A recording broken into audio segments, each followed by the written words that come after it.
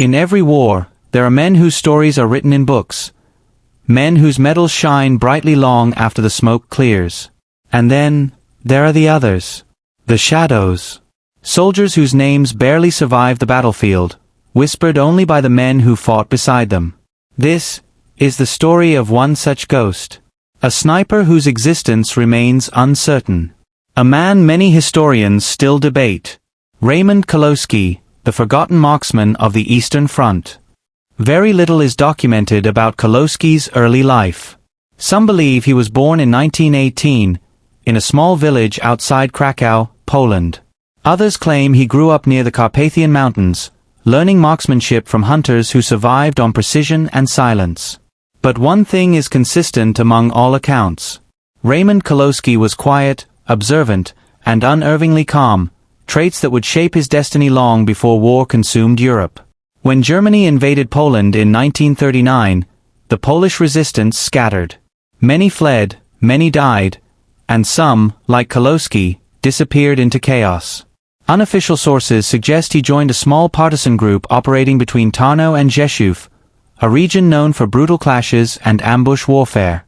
He learned to move through forests without being heard, to read footprints in mud, to fire only one bullet, because one bullet was all he ever needed.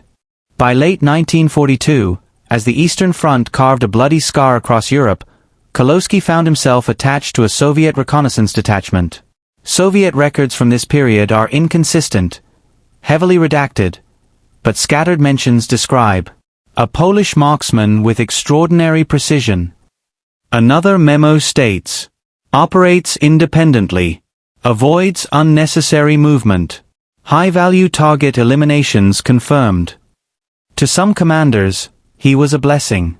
To others, an enigma they couldn't fully trust. The winter leading up to the Battle of Kursk was one of the harshest. Temperatures dropped below -30 degrees Celsius. Metal froze. Morale cracked. But in that frozen wasteland, Kolowski earned the nickname that would follow him throughout the war. The Ghost of the Snow Line. He would set up positions hours before dawn, lying motionless under blankets of snow, breathing slow, waiting. One Soviet corporal later recalled, "You never saw him arrive, and you never saw him leave. You only found footprints, and a German helmet lying still in the snow." Rumors spread quickly. Some soldiers claimed he could hold his breath for over a minute while taking a shot. Others whispered he could track a man by sound alone. Then came the mission that cemented his legend, the event historians call the Silo Incident. June 1943, outskirts of Belgorod.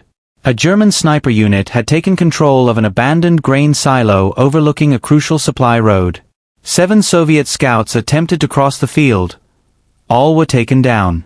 Command needed someone who could end the threat. They sent Kolowski alone. According to one surviving officer, he studied the structure for almost 30 minutes. Not a word. Not a sound. Then he simply said, "I know where he is." Kolowski crawled for nearly an hour across open field, using broken fence posts and patches of grass as cover. Then, one shot. A silence. And the silo went dark. When Soviet troops inspected the site, they found the German sniper slumped against the wall, killed through a gap no wider than a matchbox. That shot would later be studied by snipers for decades, but Kolowski himself never mentioned it again. After the silo incident, Kolowski was reassigned to deep reconnaissance roles, missions so dangerous that many teams never returned. Though records remain classified or missing, fragments of testimony suggest he participated in behind-line sabotage, elimination of German field officers. One captured German report refers to a Polish sniper who moves like a phantom, uses no predictable firing pattern, and leaves no trace except the dead. For all his skill, Kolowski rarely spoke. He never celebrated kills. He avoided group meals and slept with his rifle partially disassembled, a sign of both paranoia and discipline.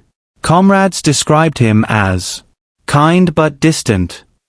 A man carrying a quiet sadness. Someone who saw more than he ever said. He often took long walks at dusk, staring at the horizon as if the war was already over somewhere inside his mind. In January 1944, Kolowski took part in an operation south of Kharkiv.